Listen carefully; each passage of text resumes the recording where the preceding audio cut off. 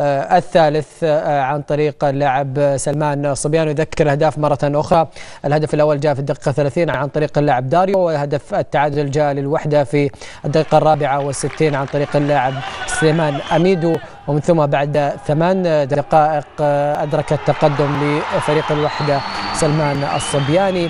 وفي الدقيقة 80 جاء الهدف الثاني والتعادل للفيصلي في الدقيقة 80 بالتحديد عن طريق اللاعب صابر حسين من تسديدة قوية. ومن ثم في الدقيقة 88 اللاعب الألباني الجديد المحترف في صفوف الفيصلي يسجل هدف التقدم لفريقه في الدقيقة 88 اللاعب منجين. ومن ثم جاء هدف التعادل لفريق الوحدة في الدقيقة 89 عن طريق اللاعب سلمان الصبياني.